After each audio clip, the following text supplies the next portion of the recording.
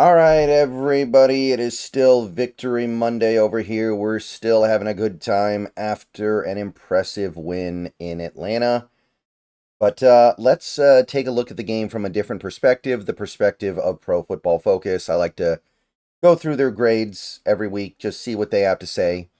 Again, not because I think they're right about everything, not because I think they're wrong about everything, just because I know they're putting in the work over there. I know they're trying. They're doing everything they can to come up with these grades. They're doing everything they can to try to evaluate things. I think they get it wrong sometimes, but that doesn't change the fact they're putting in the work. And that's respectable. So let's take a look at these Pro Football Focus grades. Also, we're going to look at some more objective measures as this video goes on. But let's just look at their grades first, overall on the offense. We're going to start with the offense. Later video is going to be the defense. Let's try to get a feel for what they thought about the Seahawks offensively. Just looking at the overall offensive grade, obviously, I think this one was an easy one. Ken Walker's your number one graded player. 2 touchdowns. He makes a beautiful catch. One of probably the best catch of his career.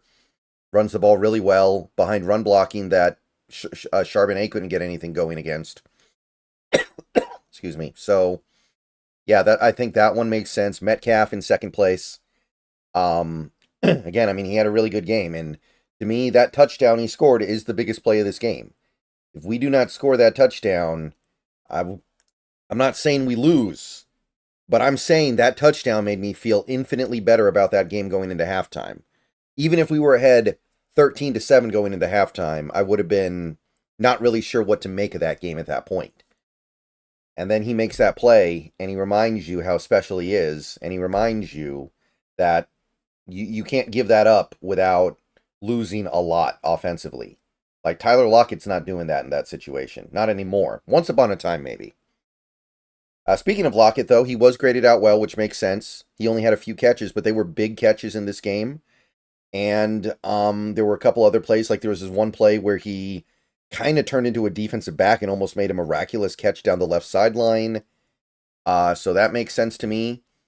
The one offensive lineman that ranked really highly in Pro Football Focus grading for the Seahawks would be Connor Williams. And, I mean, we do have to have a pretty serious conversation about what it would take to extend Connor Williams, because he is seemingly getting better every week, and he has now ascended to the point where he is clearly at least an average center in this league, and he's probably going to continue to ascend until we get to the end of the year, and he's one of the better centers, if not one of the best, because he's been there before. Just needs to move past this injury stuff early on. And then Noah Fant rounds out your top 5. He gets a well-graded game, which again makes sense. He was efficient. He was targeted 4 times, 4 catches, made some big plays, did his job. They even graded him pretty well pass blocking, I guess. So that's not something you see every day. But makes sense. Geno Smith just outside that top 5 with the 69.3. They deducted him pretty heavily for his run, which I guess was the 1-yard run he had. I think that was in the second quarter, which was a weird-looking play, I guess. I don't know if I'd give him a sub-30 for it. But then again, they gave Ken Walker a 9 for his pass blocking on one play, so they can be a little bit brutal sometimes. Excuse me. Not bad. Okay, so yeah. That kind of gets you down into the last 2 guys who were noticeably good according to PFF grading in this game. You have Bradford, graded out respectably well, especially his pass blocking super clean, which again makes me feel like he needs to just be given the reins at this point if he's actually starting to settle into being a good player. And then you have Charles Cross, who graded out respectably well as well, not so much as a run blocker, but pass protection, solid, overall grade, effective, going to be okay with that. And then you kind of slip off into the average, the realm of the average, and a couple of these guys just toss them out. Like Derek Young, 1 snap. Sam Howell, 1 snap. That doesn't tell us anything. Laken Tomlinson gets the basically bang-on replacement level grade. Workable. So, I don't know how to feel. Every week I watch Tomlinson and I feel like he's awful. But every week PFF says that he's serviceable. This is probably a reflection of how bad left guard play in the NFL is. And offensive line play in general is not good. So probably it's just a reflection of where the position is in the NFL right now. It sucks, but there aren't that many good ones. AJ Barner, average. He did pick up the penalty, which was theoretically part of his problem, although I would point out that it was his passing play grade that hurt him. So, again, I see something there with AJ Barner that I want to see more of because I feel like he gives you a chance to be balanced that Noah Fant just doesn't. Then you got Kenny McIntosh with his one play, doesn't really mean anything. And then you slip down into the group of guys who were below average to bad. Charbonnet, can't really get anything going on the ground. Didn't make any plays in the pass, so you're not going to be graded well. JSN, we've talked about him a little bit in a previous videos. In this game, just not much there. Grading, not good. And then you had Mike Jarrell. Now, I want to be clear, I think this grade is fair, but we have to remember who this is. Like, Mike Jarrell held strong in there. But he still had a penalty. I think he gave up a sack, although PFF doesn't agree with me. And there are some plays where he looks bad, like on the touchdown pass to Ken Walker, he gets yeeted. He gets completely owned right at the snap on that play. So it's really impressive stuff for a rookie making his first ever start out of Division II. And I would not mind seeing more of it until George Fant and Abe Lucas get back. But I do think this grade is pretty fair. I know some people are going to see this and kind of freak out, but no, I think it's fair. Pharaoh Brown, also pretty poorly graded here. Run blocking, not good.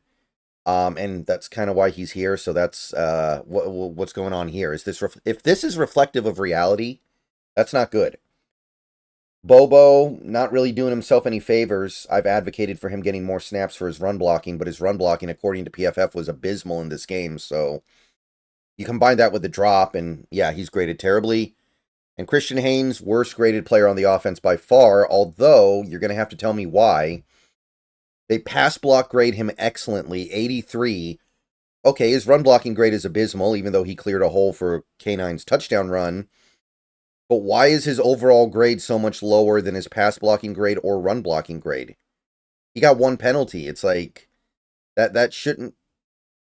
Whatever, okay?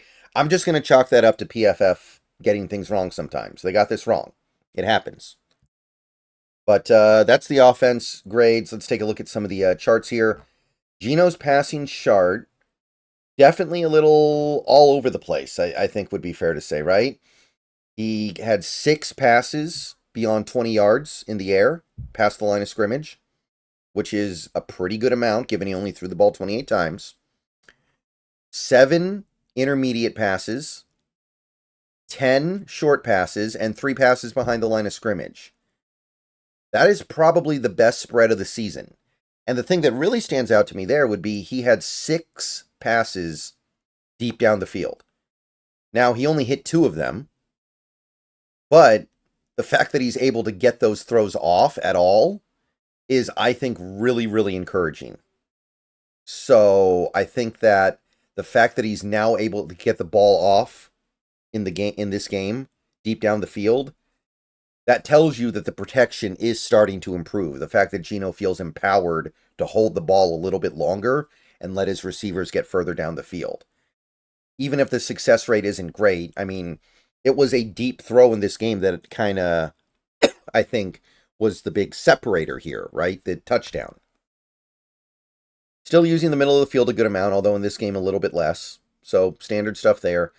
Rushing direction. I like to look at this every week too, and to the surprise of very few people, I think, our greatest success running the ball in this game came on the right side. In the gap between Bradford/Haynes and Jarrell and the tight end. On runs to those gaps, behind Bradford, behind Jarrell. And again, I understand that a lot of these runs are zone runs, so they're not necessarily throwing the key block on every single play. But 7 carries for 41 yards. Did not have very much success going left at all. And there wasn't really too much of anything else in this game that was all that successful or stand out. So I do have to ask here. Again, I know it's not 1-to-1, but Bradford gets a slightly below average run block grade in this game. Haynes gets an atrocious one. Mike Gerald gets a bad one too. Like, those are the guys on the right side. So I don't know if I buy it. That I'm not sure that passes the smell test for me. But that's what you want your offense to be able to do. Run the ball behind your right guard and right tackle. That's why they're there. They are run blockers, maybe not primarily, but it's much closer to even than it is on the left side, where you really need the pass protection. Okay, pass blocking for the Seahawks in this game, according to PFF. Interesting note here, according to Pro Football Focus, no sacks allowed, which means they think that the one sack that Geno Smith got in this game was on him, which, looking at the play, I don't know how they come to that conclusion, but I think that it is indicative of the fact that overall, this offensive line is starting to play better. Maybe it's just a reflection of Atlanta not being good pass rush wise, and they're not. But I have to say 12 pressures in a game is something that I'm going to rally around as a Seahawks fan. You drop back, 36 times in this game? There were 36 pass blocking reps, I think. Yeah, that's going to get it done. Hopefully they can keep it up. Cross, 3 pressures allowed. Gerald leads the way with 4. And Tomlinson gives up 2, including a quarterback hit. Other than that, nobody else really does all that badly. Connor Williams gives up 1 pressure. Walker gives up a QB hit, which is why he got dinged so badly. He's just not a great blocker. Charbonnet gets a really good pass protection grade, even though he did allow 1 hurry. But I think when you're a running back, allowing a hurry is okay. You just don't want to get matadored and then give up the big sack or the hit or whatever.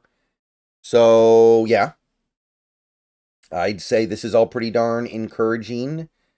And then run blocking real quick. This doesn't really tell you all that much.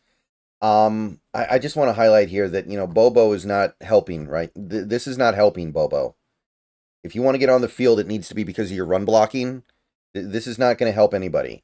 Although, somebody's going to have to explain to me why his run blocking grade is this low when his zone run blocking grade is about average and his gap run blocking grade is about average, and he's got no penalties.